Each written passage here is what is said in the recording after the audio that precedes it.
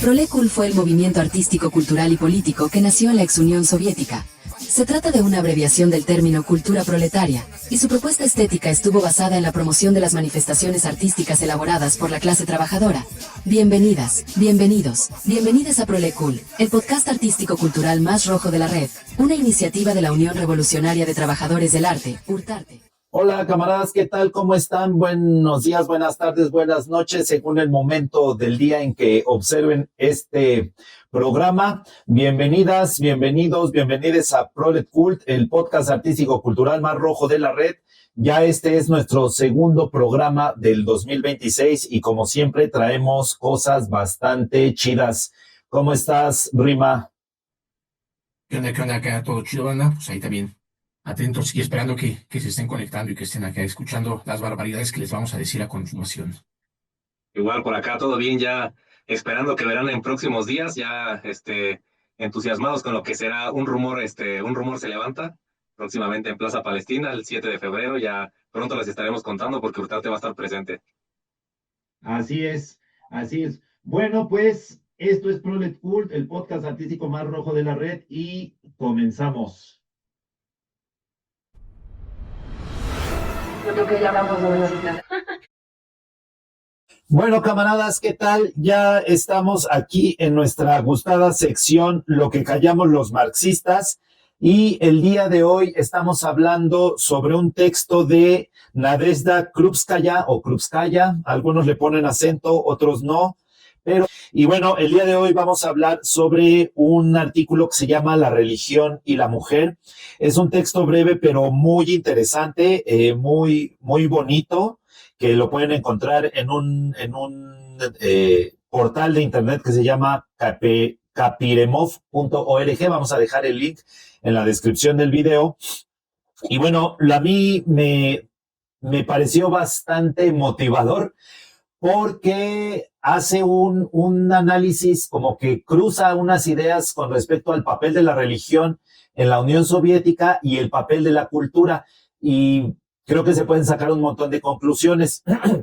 Lo primero que me gustaría decir es, con respecto a este mito anticomunista de que en la Unión Soviética está prohibido absolutamente todo, entre ellos la religión, pues es una mentira porque justo aquí Nadezhda empieza hablando que en la Unión Soviética, incluso después de la muerte de Lenin, ya en 1927, 10 años después de que tomaran el poder los bolcheviques, seguía habiendo muchas manifestaciones religiosas, no solo católicas o la iglesia ortodoxa, que es la iglesia más propia de la cultura rusa, sino también las poblaciones musulmanas, ¿no?, que formaron parte de la Unión Soviética, seguían teniendo actividades, seguían conservando sus templos, la gente podía seguir asistiendo y no había ningún problema, ¿no? Y aquí lo está relatando Krupskaya. Y me llama la atención porque más que hubiese un proceso de represión así rudo y crudo en contra de las manifestaciones religiosas, más bien la gente se empieza a alejar, por lo que dice el texto, la gente se empieza a alejar de las iglesias, pues porque hay un cambio en la mentalidad del pueblo soviético y en la clase trabajadora.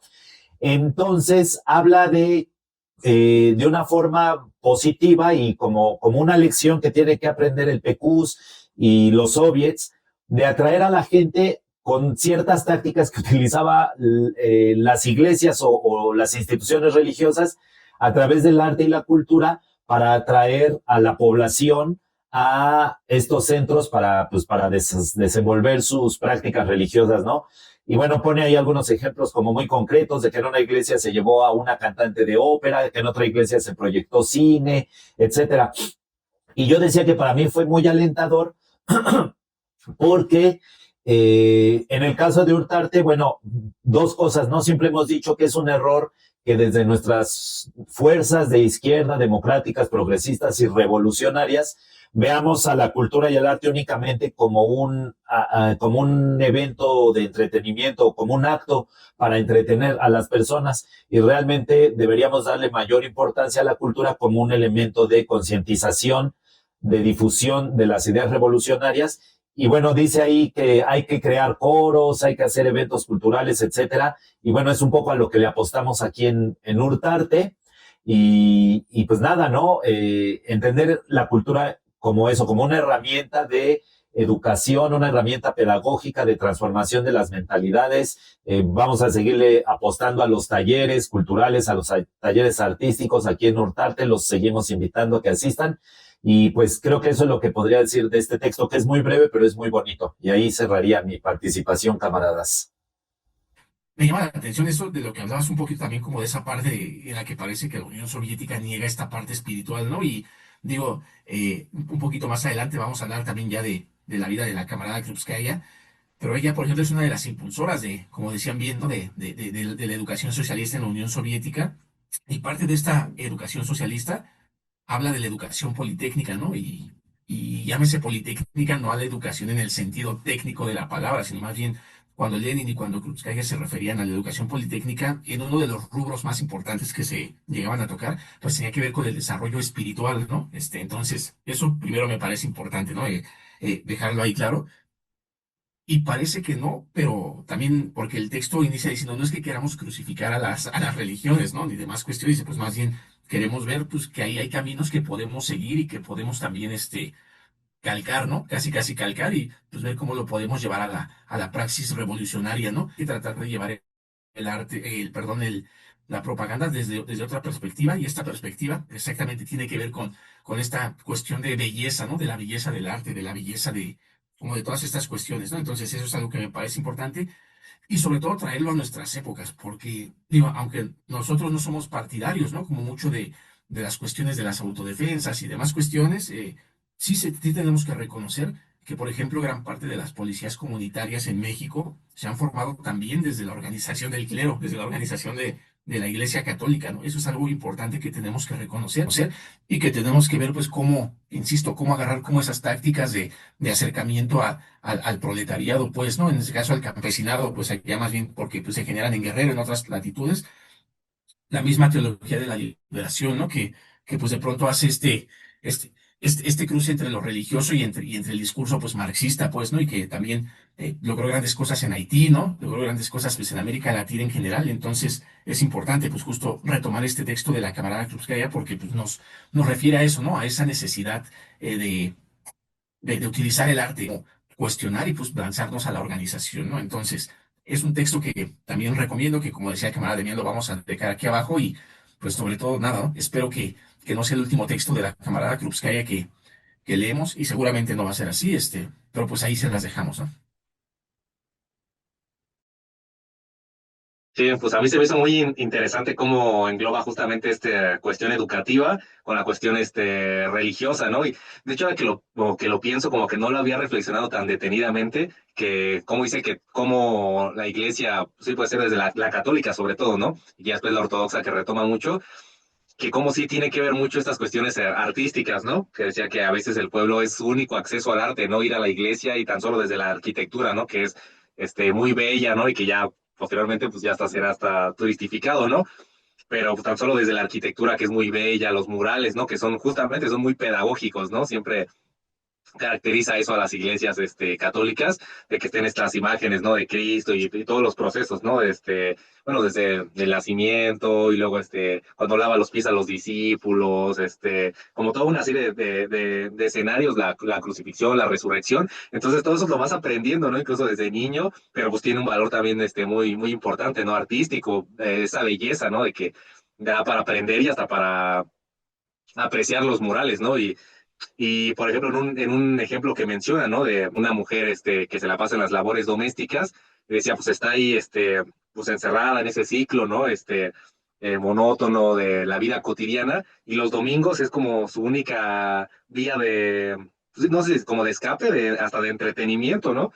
Y que es la única forma en la que va y está con su comunidad, hacen rituales, en común, aprecia esto, ¿no? Aprecia este valor del arte, los cantos, ¿no? Que son súper, súper importantes también. ¿Cuántas personas no han llegado a las iglesias, sobre todo a través de los coros, ¿no? Y que entonces es curioso que luego hay personas que ni siquiera son creyentes, ya más bien les gusta mucho pues sí, la ritualidad de los cantos, la música, entonces se involucran y pues sí, muchas veces ya está, sí se quedan ya en un nivel más espiritual, pero en un inicio pues es la música lo que les atrae, ¿no? Entonces, justamente ese valor lo veo muy importante de cómo hace ese símil educativo, pedagógico.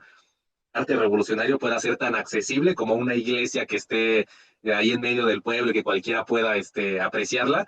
Ahí pues obviamente se refiere a ellos como que ya tienen el poder estatal, que ya podrán llevar el arte también de manera accesible, ¿no? Y de manera gratuita y por otros medios y de fácil comprensión, ¿no? Como bien mencionábamos hace rato, que el arte no tiene que ser así, súper, complicado, ¿no? Y encerrado en la academia o contextos como bien mencionas, ¿no? Así del marxismo puro y vamos a leer el Capital, sino con este tipo de acercamientos, y por eso se me hizo muy, sí, muy interesante de la camarada Krupskaya, y que pues sí, como bien será en su vida práctica, en su vida política, pues que justo llevará a ese nivel pedagógico, a niveles que pudo haber alfabetizado a más personas que ningún otro país en aquel momento, la Unión Soviética, gracias a la camarada Krupskaya.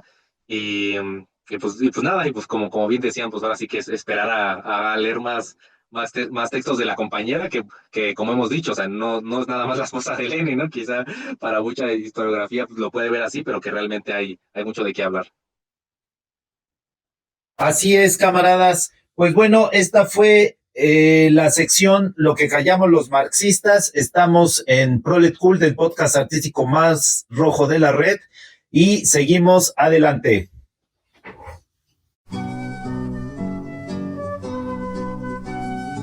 Noticiero Hurtarte.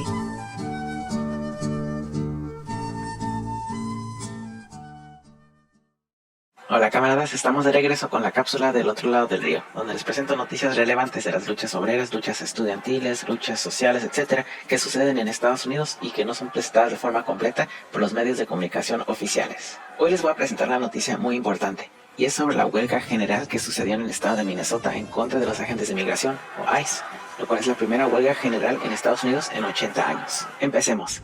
Como ya les he estado informando, con la escala de represión violenta por parte de ICE, incluyendo ataques armados y asesinatos de ciudadanos estadounidenses que salieron en defensa de la comunidad migrante, y nomás para mencionar unos, agentes de migración dispararon a la maestra Marimar Martínez 5 veces y asesinaron a la poeta Renee Nicole Good y al enfermero Alex Pretty. Las comunidades y organizaciones de todo el país han estado saliendo a las calles en movilizaciones grandes, y las organizaciones que históricamente se han concentrado en sus luchas individuales, como los sindicatos, ahora están movilizándose más seguido en coaliciones en contra de ICE. En el estado de Minnesota en particular se empezó a concentrar la represión más fuerte debido a que el gobierno federal inició una operación en ese estado llamado Operation Metro Surge, lo que también ha causado que las acciones de organización y resistencia crezcan y que la clase trabajadora de ese estado empezara a tomar un papel principal en el movimiento en contra de ICE. Esto es muy importante de resaltar porque por muchos años han sido los estudiantes o las organizaciones sociales individuales las que han intentado dirigir los movimientos, y esos movimientos sí han sido muy importantes, pero no habían logrado involucrar a las y los trabajadores organizados de la manera en que está sucediendo ahorita. Y esto puede ser explicado a que los agentes de migración empezaron a atacar a todo trabajador y trabajadora que, entre comillas, se vean como migrantes de forma más agresiva,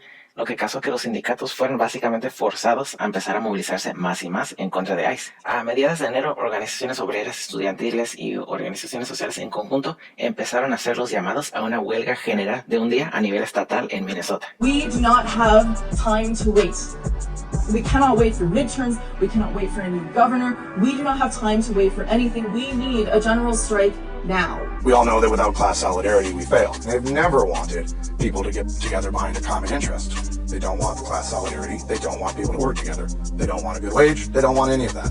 Keeps us in bondage. And to keep us divided on race is just another way to do that. Esto inmediatamente recibió mucha atención en las redes sociales a nivel nacional, y es porque la huelga general se ha estado convirtiendo en un tema principal en las discusiones de las organizaciones sociales, los sindicalistas y organizaciones independientes de trabajadores, pero no se había hecho el llamado a una huelga general en contra de ICE por múltiples sindicatos y de forma organizada. Es importante mencionar que en todo este proceso y el entusiasmo que estaba creciendo para hacer una huelga general en el estado de Minnesota, unos sectores intentaron desviar lo que significaba hacer una huelga general, y las redes sociales empezaron a ser inundadas por publicaciones que decían que no era necesario dejar de ir a trabajar o marchar o ir a las movilizaciones, y que era suficiente solo comprar en negocios pequeños, que eso causaría una presión económica. Pero a pesar de eso, la organización continuó y la huelga general se llevó a cabo el 23 de enero en Minnesota. La mayoría de las organizaciones sociales involucradas lo nombraron el Día de la Verdad y Libertad, y se inició el día con un bloqueo en el aeropuerto internacional internacional, bloqueos en las avenidas, mítines, etc. Los medios de comunicación independientes estiman que participaron más de 75,000 personas, con la demanda principal de que ICE salga del estado de Minnesota. Y durante las acciones, unos medios de comunicación sí intentaron no usar la palabra huelga general y se usaron términos como protestas simultáneas o cierre económico, etc. Y durante las diferentes acciones sí hubo represión y fueron arrestadas entre 100 a 200 personas. Pero en fin, esta huelga general recibió mucha atención mediática y fue celebrada por la mayoría de las organizaciones obreras como un paso adelante y una experiencia muy importante para la clase trabajadora organizada. Porque como ya les había dicho al principio, esta es la primera huelga general en Estados Unidos en 80 años. Y en un contexto donde ha habido muchos llamados a la huelga general por diferentes razones que se convierten en puras publicaciones en redes sociales, este día le demostró a las organizaciones obreras y los sindicatos que sí es posible organizarse. Después del 23 de enero, inspirados por ese día de la huelga general, unos grupos estudiantiles de la Universidad de Minnesota salieron y convocaron a huelga general, pero a nivel nacional, para el 30 de enero. Y como sucedió en otros meses, esto se convirtió en un llamado a huelga nacional solo en las redes sociales. El sector principal que empezó a expresar su apoyo para la huelga nacional fueron los dueños de pequeños negocios. Y esto causó que los negocios pequeños tomaran el liderazgo sobre cómo se debe tomar acción. Y esto resultó en muchos negocios pequeños aclarando en sus redes que ellos no iban a cerrar sus negocios el 30 de enero para que no sufran pérdidas económicas sus empleados. Y que en realidad no tenías que dejar de ir al trabajo, que para crear una presión económica era suficiente solo con apoyar a los negocios pequeños. Entonces llegó el 30 de enero y sí hubo organizaciones que convocaron marchas en diferentes estados, pero no se hizo una huelga general a nivel nacional. Esto volvió a confirmarle a muchos sindicatos, organizaciones obreras, organizaciones sociales, etc., que aunque haya el entusiasmo de individuos, incluyendo organizaciones estudiantiles muy activas, hacer una huelga general no se va a hacer realidad si no se organiza más, particularmente las y los trabajadores en cada estado. Y es importante mencionar cómo con la creciente represión del estado estos años, desde antes de la administración de Trump, esto ha estado forzando a más gente dispersa a que se empiece a organizar. Entonces es muy probable que en el futuro toda esta organización constantemente sucediendo vuelva a tomar un paso adelante, como fue la experiencia de la huelga general en el estado de Minnesota. Me faltó mencionar mucho más, camaradas, pero les seguiré informando cómo se está desarrollando este proceso de resistencia en contra de ICE en la próxima cápsula. Continuamos con Prolet Cult. Sí, camaradas, pues solo comentar rapidísimo, vamos a dejar el enlace el enlace del portal de internet. Salió el informe Oxfam 2026. Estos informes me parecen buenísimos. Son bastante crudos, bastante difíciles de digerir, pero pues nos dan un balde de agua fría de cómo está la realidad.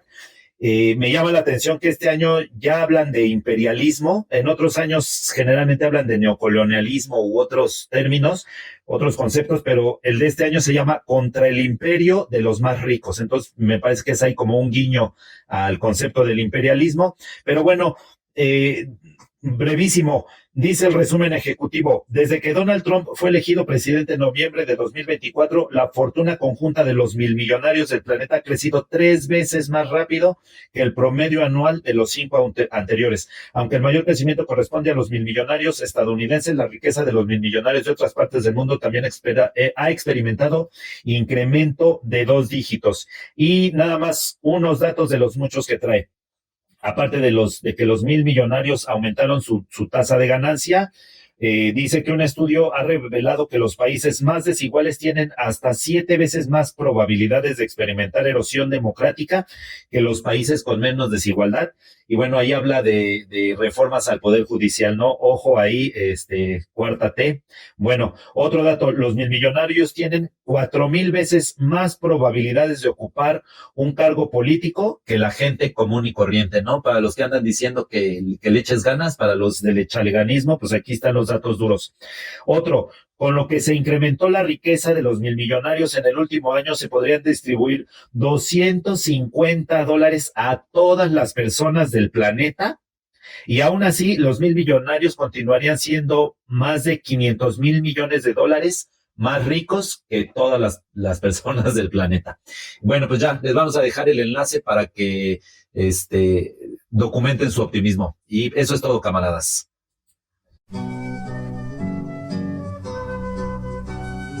Cápsula biográfica.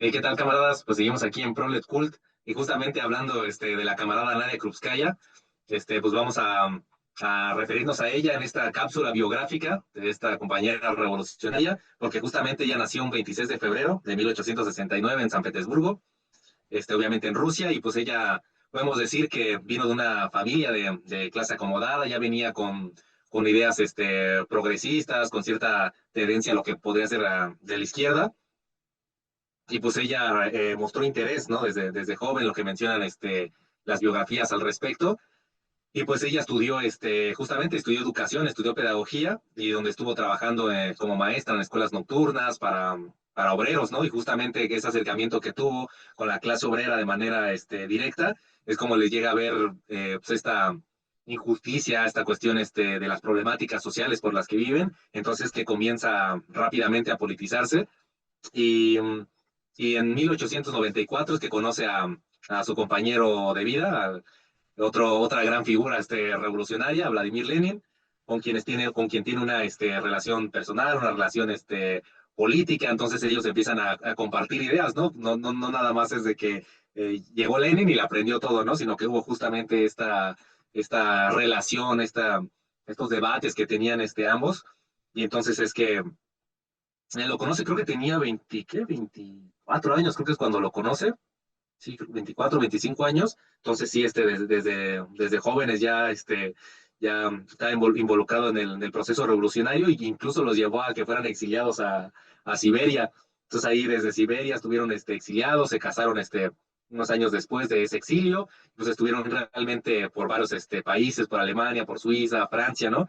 Hasta esta gran gesta revolucionaria que será en 1917, donde regresan otra vez allá a su patria, pero sería, digamos, como un primer inicio que marcaría la vida fundamental de la camarada Nadia Krupskaya. No sé qué podrían decir ustedes también al respecto. Sí, justo insistimos, ¿no? Pues es una de nuestras referentes ideológicas en general, pues, ¿no? Sobre todo porque sí tuvo sumando, digamos, o a su cargo más bien, ¿no? Como una cuestión importante, pues como lo es el diseño de esta pedagogía socialista, ¿no? De esta pedagogía que aparte, muy leninista de su parte, ¿no? Siempre buscó ser, como ya lo decíamos en el bloque pasado, pues, accesible, ¿no? Para todos y para todas, por ejemplo, ella instaura como esta cuestión en la que también era obligatoria la educación, hasta los 16 años, ¿no? Digamos, pues, para la población en general, ¿no? Lleva a cabo, sobre todo, grandes procesos en términos de alfabetización, ¿no? Porque nosotros lo veíamos también ya, bueno, en nuestros círculos internos, digamos, ¿no? De estudio y demás, pues veíamos que a pesar de que ya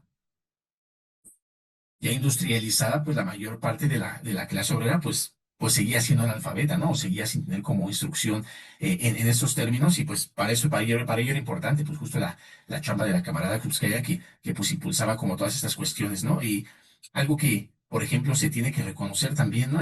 Esta cuestión de la camarada Krupskaya como impulsora de esta cuestión de la legalización del aborto en la Unión Soviética, ¿no? Que es algo que sigue siendo tema de discusión en el siglo XXI en México, ¿no? En varios estados en lo que todavía es ilegal y todavía se penaliza a las camaradas, ¿no? Pues por tener esta cuestión de decisión sobre sus cuerpos, y pues la camarada que hay y la Unión Soviética ya tenían una cuestión como muy avanzada en ese sentido, ¿no? En esta cuestión de la emancipación de la mujer, y sobre todo de verla como una cuestión de un sujeto histórico de cambio, ¿no? O de un sujeto pues que tenía que ver pues sí directamente con los procesos revolucionarios, ¿no?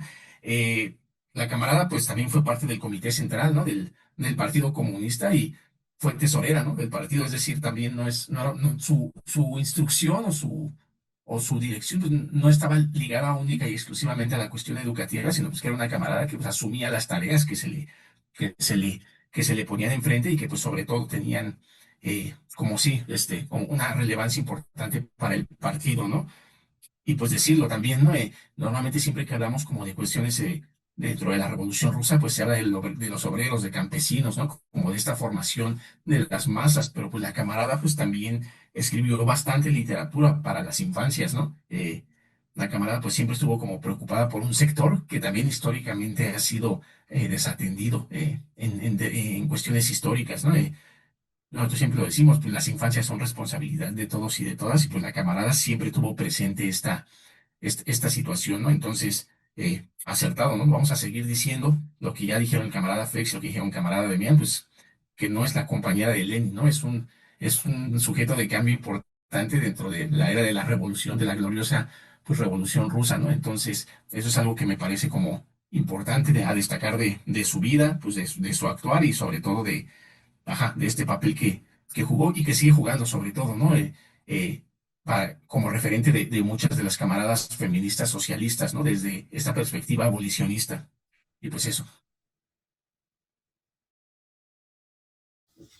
Bueno, a mí lo que me gustaría decir, con base en lo que estuve investigando, yo alcanzo a distinguir, obviamente eso pues no es que sea así, sino más bien yo así lo distinguí, como tal vez tres etapas de la vida de Krupskaya.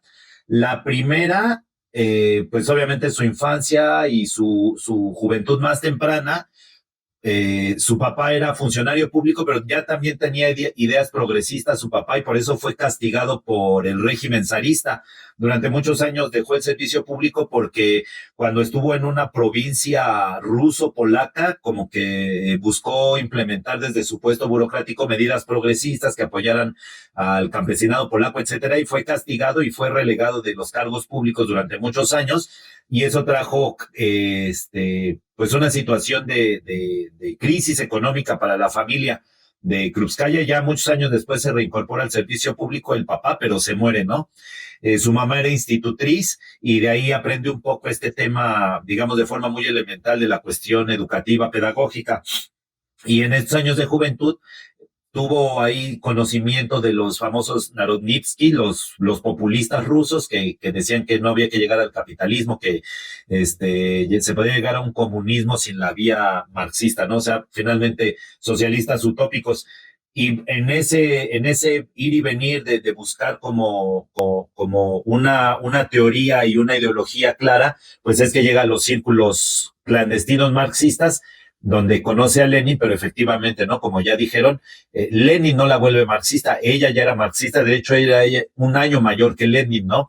Y se conocen en estos círculos. Es bien curioso porque su matrimonio fue más por conveniencia, para poder estar juntos, por cuestiones de destierro, de que Lenin estaba, creo que en la frontera con Mongolia, de esa parte oriental del imperio zarista, y entonces dice que Krupskaya es su novia y que pide estar con ella, y entonces las autoridades zaristas le dicen, bueno, está bien, les vamos a dar chance que estén juntos, pero se tienen que casar, ¿no? Porque si no, pues es pecado, ¿no? No eran unos pecaminosos así como ustedes que tienen novia y no se han casado. Entonces se reencuentran en el exilio y los obligan a casarse, se casan por la iglesia, evidentemente, y ya desde ahí, pues nunca más se vuelven a separar. Quién sabe si habrán estado enamorados o no, no sé si haya sido realmente, digamos, por amor que se casaron, sino más por conveniencia, pero nunca más se vuelven a separar, ¿no? Y ahí su vida se fusiona, o sea, la vida de ambos se vuelve una sola, porque ya nunca más se vuelven a separar, y como decía Fex, van al exilio por varios países de Europa, por Londres, por Suiza, por todos los países, en París, donde conocen a Inés Arman, que se les une también. Organiza la distribución clandestina de Iskra, que fue el primer periódico que funda Lenin, que luego se lo agandallan los mencheviques, que eran los moderados, pero organiza la distribución clandestina. Iskra se redactaba en el exilio con ayuda de Plejánov, de otros marxistas, de los fundadores del marxismo en Rusia, y Nadezhda se encargaba de contactar a redes de distribución. Me sorprende mucho porque pues no tenían celular, no tenían internet, no tenían correo electrónico, o sea, nada de las herramientas que tenemos, y se podían organizar. Me parece como, desde mi postura ahora de dependiente de la tecnología, me parece una proeza, ¿no? Y bueno, en ese ir y venir, regresan, me parece que en la revolución de 1905 a Rusia, pero tienen que volver a salir exiliados, y ya es hasta el 17 cuando se derroca el zarismo, que llega el gobierno de socialdemócrata en la Revolución de Febrero. Se me olvidó ahorita el nombre de Kerensky, ¿no? Es Kerensky, el que está unos meses, y luego ya toman el poder los bolcheviques en octubre del 17. Pero insisto, nunca más se vuelven a separar. También se encargó cuando se hacían los congresos del Partido Obrero Socialdemócrata ruso, antes de convertirse en Partido Comunista, se encargaba también de la logística para que pudiesen viajar al extranjero los delegados, porque pues todo era en la clandestinidad, ¿no? Lenin ya había escrito el quehacer y ya había planteado que el partido de la vanguardia del proletariado tenía que ser conspirativo y clandestino por las condiciones de represión. Entonces ella se encargaba ahí de organizar que llegaran los delegados a los congresos, que no fueran capturados en el camino, etcétera, ¿no? O sea, fue una labor realmente titánica. Crea este grupo que se llamó, cuando decía Rima, ¿no? De las infancias, que le llamaron los pioneros, que es bien curioso porque se basa un poco en la estructura de los Boy Scouts, que es una organización de ultraderecha, los Boy Scouts, ¿no? Pero ella toma, digamos, el proceso organizativo para preparar a las infancias cuando todavía no estaban en la edad de entrar al Consomol, que era el órgano de dirección de las juventudes comunistas, y obviamente especializada, una gran conocedora de la pedagogía, de la educación popular, de la alfabetización, de crear redes de bibliotecas, etcétera, ¿no? Entonces me gustaría cerrar esta parte ahí y ahorita si hay chance hablar ya de su vida después de la muerte de Lenin, que me parece también fundamental comentar ahí su postura política. Nada más. Lo único que quería nada más mencionar rápido, y no sé si también lo ibas a tocar, era del tema del aborto, por ejemplo, ¿no? De que sí fue una hazaña muy importante, sobre todo para estos años, y me parece que es el primero, ¿no? Es el primer país en la historia que logra legislar ese tipo de situaciones, y un gran logro, ¿no? Para el feminismo, para las mujeres, pero que lamentablemente, digo, esto nos van a comentar, que van a decir, no, pues es que ya después Stalin volvió a prohibirlo, ¿no? Volvió a prohibir el aborto, pero también hay algo que hay que mencionar es que justo ahí hablando precisamente de este texto en torno a la religión, pues es que justamente la Iglesia Ortodoxa rusa nunca perdió el poder del todo y que seguía influyendo de manera muy importante para la sociedad soviética. Ahí digamos que por eso es que se dio esa vuelta atrás, porque ya había muchas presiones, aparte que estamos hablando de la Segunda Guerra Mundial, o sea, ya tenía que librar también esas cuestiones de ahí en el frente, y la guerra, y luego todavía picando ahí, ¿no? Pues sí, la derecha, la ultraderecha, la oposición al partido bolchevique. Entonces nada más como nada más mencionarlo, ¿no? Que es importante también el contexto histórico de cómo se logran varias cosas, pero a veces como también las circunstancias, pues a veces los obliga a tener que dar un paso atrás.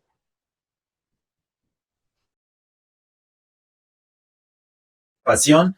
Se me estaba pasando cuando ya toman el poder y se le encarga la tarea a Krupskaya de diseñar un sistema educativo. Ella propone, y justo de estos pasos hacia atrás y pasos hacia adelante, ¿no? Nadezhda proponía un sistema educativo en donde los profesores tuvieran completa autonomía y donde las escuelas también fueran completamente autónomas. Y Lenin decía, pues es que en el papel o la utopía o la aspiración es esa, ¿no? En algún momento que los profesores en el aula tengan completa autonomía. Pero ¿qué pasa en ese momento para no ser anacrónicos, ¿no? De agresión de 17 países más o menos, cuando recién toman el poder, que se da la guerra civil en la Unión Soviética, cuando recién toman el poder los bolcheviques, había muchas resistencias, y sobre todo en las zonas rurales los profesores muchas veces eran reaccionarios y tenían ideas totalmente antibolcheviques. Entonces se corría el riesgo de que las aulas, si les dabas autonomía a los profesores, se convirtieran en centros contrarrevolucionarios. Entonces, evidentemente, el partido tiene que centralizar la educación e imponer ciertas restricciones, ¿no? Si se le quiere llamar represión o falta de libertad de expresión, pues sí, la verdad es que sí. Las revoluciones también. Ajá, exacto. Pero las revoluciones finalmente, los procesos revolucionarios también son eso, ¿no? O sea, no romanticemos la revolución de que ahora ya todos somos libres y felices. Eso no es la revolución. Entonces, bueno, esa es una, y Nadezhda se da cuenta que pues sí, se tiene que dar un paso atrás y que todavía no están las condiciones, ¿no? Para implantar este sistema educativo. Del aborto también, lo que dicen me parece fundamental. Y ahí hay unas estadísticas, yo las escuché en este canal de Red Planeta, que me parece bastante serio, bastante bien documentado, donde por cierto ya me enteré que hace algún tiempo los entrevistaron. ahí en ese video que vi sobre el aborto en la Unión Soviética, hubo un momento en que hubo más cantidad de abortos que de nacimientos, porque como se legalizó, las mujeres fueron en masa a abortar, dijeron, pues ya no tenemos que llenarnos hijos, vamos a abortar, y entonces se dieron cuenta que podía ser contraproducente, ¿no? No quiero justificar absolutamente nada, ni negar que se cometieron errores, pero hay que analizar el contexto, ¿no? Entonces, eso con respecto al aborto. Y ya lo último que quería decir es que cuando muere Lenin, previo a la muerte, hay una pelea muy fuerte entre Stalin y Nadezhda, porque Lenin no podía recibir noticias de ningún tipo por su salud y Nadezhda le empieza a contar una serie de cuestiones del partido y entonces Stalin le pone así una regañiza, se pelean muy fuerte, muy fuerte, se entera Lenin, escribe una carta contra Stalin, no lo que se conoce como el testamento, sino otro escrito donde le recrimina que le prohíbe determinantemente que le hable así a su compañera.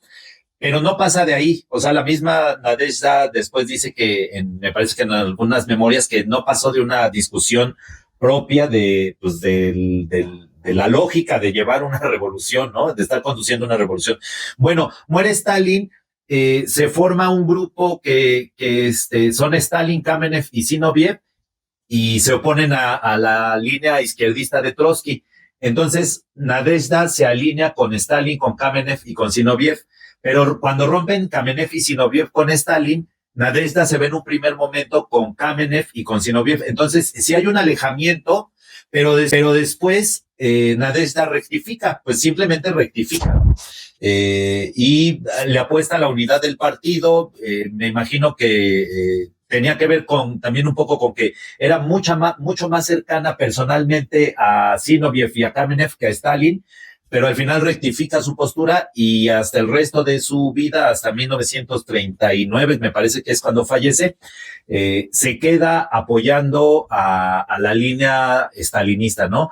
Y luego vienen los juicios de Moscú, donde se ejecutan a Kamenev, a Zinoviev, a Bukharin, a otros, y Nadezhda está con el régimen, ¿no? Con el régimen soviético. También me parece importante porque efectivamente desde la lógica antiestalinista y anticomunista de pronto se quiere ahí tergiversar, ¿no? Pero los hechos son eso. Rectifica su postura y se queda con el PQs, ¿no? Y pues ya expulsan a Trotsky y luego ya lo matan aquí en México, etcétera. Pero pues bueno, eso era lo que yo quería mencionar como para cerrar con la biografía de esta increíble camarada. Y ya, eso es todo. Y bueno, camaradas, pues con esto terminamos aquí de esta gran revolucionaria, esta pedagoga, líder, a la camarada Nadia Krupskaya. Como ya vimos, este es un primer acercamiento, uno de los primeros acercamientos a su figura, y pues les invitamos a que si conocen algún otro texto, pues nos lo hagan saber, nos lo hagan llegar, para que en un posterior capítulo pues, volvamos a abordar, ¿no? A la compañera. Entonces ya con esto nos despedimos y vámonos para la siguiente sección. La entrevista. Hey, ¿qué tal, camaradas? Pues estamos aquí de regreso en su programa favorito, en su programa Prolet Cult. Entonces estamos aquí pasando a la sección de la entrevista. Y hoy tenemos a una gran camarada, conocida, a la camarada Narayani Villarroel.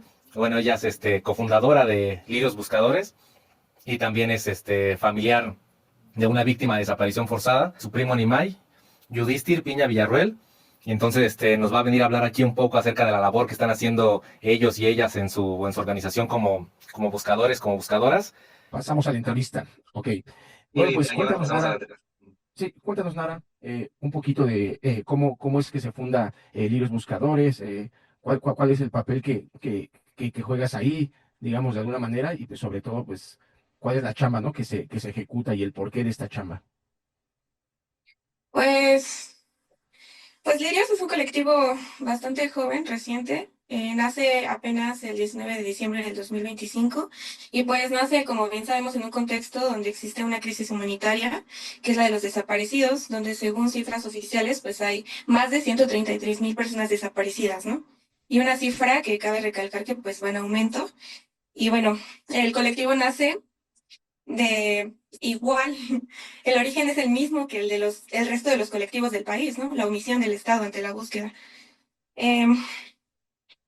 Y pues acá algo que me gusta como enfatizar es que a diferencia de otros grupos, organizaciones sociales, pues las madres buscadoras no se organizan por una afinidad política o por una causa que escogen, ¿no? Sino ante la urgencia de localizar a un familiar, ¿no? Y sí, pues es el amor lo que mueve, ¿no?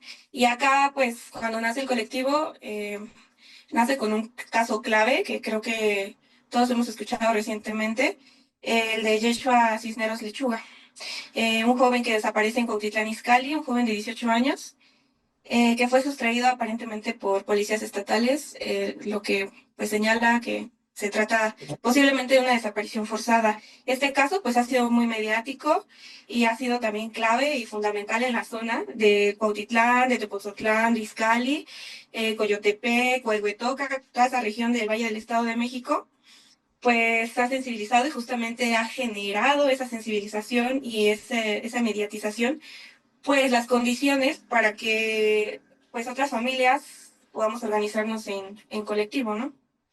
Ujú. Nos mencionabas que justamente muchas de estas organizaciones surgen a partir de la omisión del Estado en tanto a resolver estas problemáticas. Entonces, justo nos preguntábamos también qué tipo de obstáculos son los que ustedes enfrentan a lo largo de estos procesos de búsqueda en torno a la investigación, en cuanto a temas legales, prácticos, cuáles estos obstáculos que ustedes enfrentan. Pues voy a empezar ejemplificando, ¿no?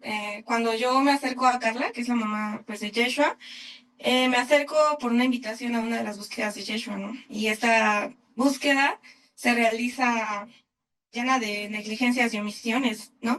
Y se agrava por el componente de la mediatización, ¿no? La exposición mediática que tiene la familia, pues están haciendo como un espectáculo sí, de la desaparición de Yeshua, ¿no? Este es un ejemplo, pero, o sea, los riesgos, digo, los obstáculos son variados, ¿no? O sea, son desde el inicio.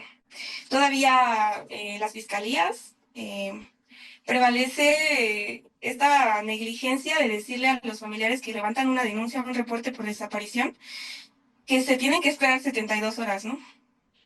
Por ejemplo, por poner un ejemplo. Y esto es completamente falso, ¿no? O sea, las primeras horas son las más fundamentales cuando se trata de la búsqueda. También durante, pues, que estás levantando una carpeta, pues existe la revictimización, los malos tratos, ¿no? Por ejemplo, en el caso de mi primo, no, pues está por ahí drogado, ¿no? Está por ahí, con la novia, se fue con la novia, ¿no? Eh, o también existe el típico que todas las autoridades aplican, ¿no? Pues vayas a esperar y nosotros le llamamos, ¿no? Cuando claramente, pues, las autoridades no se movilizan si no existe presión social de por medio, ¿no? Y la mayoría de los casos, cuando no están en colectivo, pues son completamente ignorados, ¿no? E incluso son separados dentro de las mismas fiscalías, ¿no? Están por un lado las carpetas de colectivos y por otro lado tienen las carpetas de las familias que andan de manera autónoma. Ujú.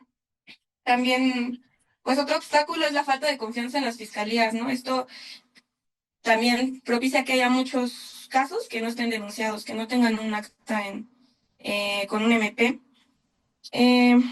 Y por otro lado, aparte de todo esto, las autoridades están rebasadas, ¿no? Por ejemplo, en Izcalli hay MPs que tienen hasta 7,000 carpetas de investigación. Un MP, ¿no? Entonces, pues eso nos da como una idea de que incluso aunque hubiera un poco de voluntad política por parte de algún servidor, pues en realidad no hay condiciones pues sí, para trabajar, ¿no? Claro, claro, digo, me llama la atención esto que dices, ¿no? De que a final de cuentas haya o no haya voluntad, que sabemos que no hay por parte de las autoridades, pues hay un rebase completo en cuanto al trabajo que se tiene que hacer, ¿no? No tienen la capacidad ni humana, ni técnica, ni de ningún tipo como para llevar a cabo esas búsquedas, por lo cual sabemos también que ustedes han tenido que, pues, tomar en sus manos como buscadores, buscadoras, pues justo esto, ¿no? Desde lo legal hasta las búsquedas, digamos, en forma, ¿no? Que bueno, nosotros no Sí, hemos así. tenido como la experiencia, claro, pero háblanos un poquito también de cómo son estas brigadas de búsqueda, ¿no? Que se llevan a cabo. Digo, seguramente pues sabemos que tú tienes más experiencia en esta situación, pero ¿cómo son estas brigadas de búsqueda? ¿Qué es lo que se necesita, ¿no? Me refiero hasta en términos materiales, porque no nomás es irse a la Jusco a buscar, ¿no? Digo, a final de cuentas, pues ahí también se requieren como muchas cuestiones que que a veces por la situación misma material de las y los buscadores, pues es difícil llevar a cabo, ¿no? Pero platícanos un poco sobre estas brigadas también. Pues para empezar, conseguir una brigada de búsqueda es un reto, ¿no? O sea, y volviendo acá en el caso de Lirios, pues por ejemplo, el caso de Carlos Chávez Rodríguez, que es un joven de 27 años que desapareció hace un año y apenas obtuvo su primer búsqueda, ¿no? Y eso fue consecuencia de una movilización que tuvimos en Palacio Nacional, el 19 de diciembre precisamente, ¿no? Entonces, pues para empezar, pues la organización social es base, ¿no? Para que nos volteen a ver y para que bajen precisamente pues las búsquedas. Y bueno, ya a un nivel más interno, pues nos tenemos que coordinar como colectivo, ¿no? Para poder acompañar las búsquedas. Y pues esto implica obviamente un gasto monetario, esto implica tiempo, ¿no? Esto implica no ir a trabajar, esto implica, si tienes hijos pequeños, pues ver dónde los dejas o incluso llevártelos, ¿no? Llevártelos, claro, claro. O sea, y eso es muy complicado, por ejemplo, en el caso de las mujeres precisamente que están en búsqueda y están maternando al mismo tiempo, ¿no? Que tienen otros hijos. Pues también algo de lo que nos apoyamos, pues es de los solidarios, ¿no? O sea, los solidarios son fundamentales acá. Y pues los solidarios en su mayoría son jóvenes, son estudiantes y pues ellos apoyan también. Se tiene que gestionar el transporte precisamente para trasladar solidarios, se tiene que gestionar el tema de seguridad con Guardia Nacional, con Policía Estatal y con Policía Municipal. También otra cuestión es que, al menos en Lirios, no hemos tenido acceso a que el Estado financie los alimentos en las búsquedas, ¿no? Que eso también es pues responsabilidad especialmente de Comisión de Víctimas y pues acá ha salido meramente pues eso de la bolsa del colectivo. Y pues también algo que tenemos que desarrollar las familias son las metodologías de búsqueda, ¿no? O sea, capacitarnos. Porque no solamente decir, pues lo voy al cerro, me pongo a caminar, identifico, ¿no? Pues hay metodologías y los terrenos son diferentes, ¿no? O sea, te tienes que ir relacionando con el terreno al que vas a buscar. Ahorita, por ejemplo, pues en Izcalli apenas estamos como en ese proceso de relacionarnos justamente con el terreno que existe allá, ¿no? Entonces, pues sí. Y bueno, súmale a todo esto que pues existen pues el riesgo inminente del crimen organizado, ¿no? En las búsquedas, porque generalmente pues se realizan en focos rojos, ¿no? En zonas rojas. Ujú. Y pues... Claro, claro. Sí, ujú. sí, es justo como... Sí, sí, digo, es justo como lo que pasa en el Ajusco, ¿no? Digo, es de los casos a lo mejor que, pues de pronto más suenan en cuanto a búsquedas, pero que son zonas en las que justo se han encontrado, como cuerpos de compañeras, compañeros, sobre todo compañeras, ¿no? Pero que aparte son zonas que ya están controladas meramente por el crimen organizado, ¿no? Que incluso hay unas autoridades que dicen, pues ya no vayas a los dinamos, ya no vayas ahí al Ajusco, porque pues sabemos que ahí existen como ese peligro latente, ¿no? Depósitos, sí, son depósitos, ¿no? Pues el crimen... Digo, y que justamente yo en una charla que vi que tuvieron hace unos días, donde justamente una víctima de desaparición hablaba de todo este tipo de aprendizajes, ¿no? En esa charla le comentaban de que si tuvo que aprender algo de todo este tipo de cosas, y sí decía, o sea, como que pues uno nunca espera, ¿no? Que te suceda este tipo de situaciones, ¿no? O sea, nadie está esperando que te pueda pasar. Entonces decía que tuvimos que aprender desde términos legales, ¿no? Tuvimos que meternos a cuestiones como básicas en torno a derechos humanos, y ya en cuanto a las búsquedas en específico, también es lo que decía, o sea, tuvimos que aprender, ¿no? Y lo bueno es que de las colectividades es que justamente no te dejan avanzar en este camino solo, ¿no? Que te van ayudando, y ahí mismo esta persona nos explicaba de que cuando le sucede esta situación, hay colectivos que llegan y que apoyan y que no te dejan solo, ¿no? Te van guiando, y precisamente con esto iba otra de nuestras preguntas que tenemos, es de qué manera podemos acompañarles o ayudarles en su lucha, ayudarles en estas brigadas que ustedes realizan, de qué manera alguien que estuviera interesado en su labor se podría acercar. Pero, a ver, incluso yo creo que sí partiría esta pregunta entonces, porque justo hablando también de las colectividades, el día 7 de febrero de este año, pues se hizo este festival político-cultural de Un Rumor se levanta, ¿no? Y ahí ustedes como colectivo, pues hicieron un llamado, ¿no? Un llamado, diría yo, más que a quienes estábamos ahí presentes, que sabemos un poco de su lucha a la sociedad civil, ¿no? Entonces, eso justo, ¿cómo nos sumamos? ¿Cómo nos podemos sumar a la chamba de Lirios Buscadores o de cualquier colectivo o colectiva de buscadores? ¿Y qué nos quieren decir, ¿no? ¿Cuál es ese llamado a la sociedad civil? Ahí la dejo. Pues el primer paso yo creo que es documentarse, informarse, ¿no? O sea, y entender. Y bueno, eso te va a ayudar a entender que en realidad pues los casos no son aislados y que a cualquier persona puede estar a expensas de que le suceda una situación así y más pues con el incremento, pues es un círculo que se va cerrando, ¿no? Que se va cerrando. Yo, por ejemplo, pues en 2020 tengo mi primera experiencia, ¿no? Con la desaparición de una amiga, ¿no? 4 años después tengo la experiencia ya directa en mi familia, ¿no? Ese es el primer paso, informarse. Y para nosotros, pues siempre va a ser muy valioso que se compartan las fichas de búsqueda, ¿no? O sea, las fichas de búsqueda creo que es la manera más fácil en la que puedes apoyar a una familia, ¿no? Y no menos efectiva, ¿no? O sea, también, pues nosotros constantemente pues tenemos actividades, acciones públicas y pues asistir a estas convocatorias pues es importante, ¿no? También para acompañar a las familias, porque como les repito, o sea, qué tanto nos hacen caso o qué no nos hacen caso las autoridades depende directamente de la presión social que ejercemos como colectivos. Y acá, por ejemplo, quiero poner un ejemplo del memorial que tuvimos en enero, ¿se acuerdan? Ahí en el Ayuntamiento de Izcali. Pues gracias a este encuentro que se tuvo ahí en ese espacio, pues llegó una familia que tiene 10 años buscando a su desaparecida. Es el caso de Mónica Denise Rodríguez Chávez. Ella pues desaparece en Cuautitlán Izcalli, fue secuestrada y su mamá pues durante estos 10 años estuvo caminando sola, ¿no? Y de repente pues aparece Lirios, ¿no? Y pues encuentra un espacio en el que puede pues no caminar sola, ¿no? No buscar sola. Ujú. Recibir acompañamiento. Entonces esos encuentros, todas esas actividades, aunque parezcan muy pequeñas, pues son muy, muy importantes. Claro, claro, muy significativo. Sí, sí, sí, eso es relevante. No sé si tienes alguna otra duda, Fex, por ahí.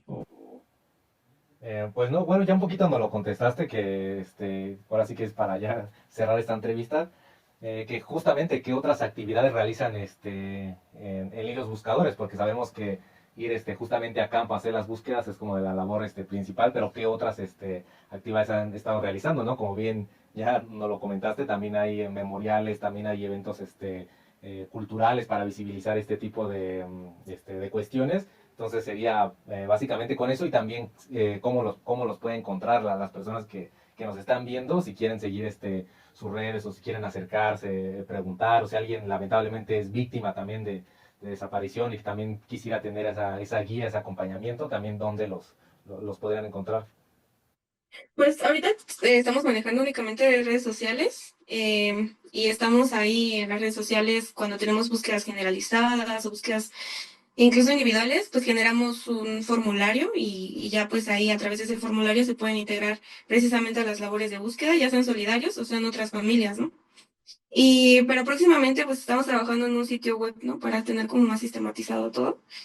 Y quería agregar algo, también a nivel nacional se tiene como una campaña por parte de la unificación que es que puedes adoptar un desaparecido, ¿no? Y adopto un desaparecido, comparto las fichas, estoy al tanto, al pendiente del caso. Obviamente no todos los casos son visibles, no todas las condiciones son iguales en cada caso, pero pues por ahí también se está como implementando esta manera de la que podamos como ayudar, ¿no? Por ejemplo, adopto a Yeshua, bueno, pues me pongo a imprimir boletines y los pego donde trabajo, una labor así, ¿no? Ujú. Vale, pues sí, pues te agradecemos mucho por el tiempo, te agradecemos mucho también por compartir un poco de tu experiencia desde la búsqueda. Sabemos que esto no es una lucha aislada de otras luchas, ¿no? En realidad, como decíamos, todo tiene que ver con la crisis de un sistema, ¿no? De un sistema que, pues ese esquema civilizatorio, ¿no? Al que representa el capitalismo, pues básicamente no está aguantando más, ¿no? Está en un momento de putrefacción en el que justo, pues, están sucediendo como estas cuestiones de las que, como bien decías, pues no estamos exentos, pues nadie, ¿no? Entonces, pues, acá cerramos, Fex. Acá cerramos, Narayani. Les agradecemos que estén acá. Recuerden sintonizar Project Cult, el podcast más rojo de la red. Nos vemos la próxima. Y pues recuerden, aquí estamos también. Y pues sigan. Gracias una vez más. Y gracias, Narayani. Muchas gracias. Gracias a ustedes. Ahí dejamos sus páginas para que estén al pendiente y que próximamente estará también la página web, ¿no? Eso, mero.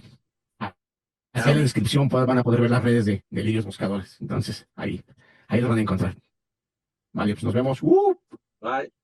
Gracias, bye.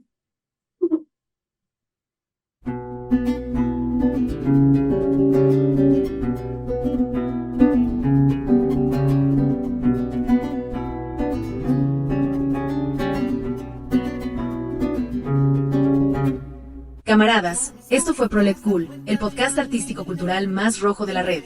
Si eres una persona con conciencia de clase, esperamos que esta iniciativa llevada a cabo por la militancia de Hurtarte haya sido de tu gusto. Si eres una persona clasista, conservadora y reaccionaria, esperamos que nuestro programa haya sido de tu disgusto. Agradecemos enormemente su atención y compañía. Por favor, no se olviden de dar clic a la campanita, comentar el video, regalarnos un like y compartir con sus camaradas para llegar a más personas.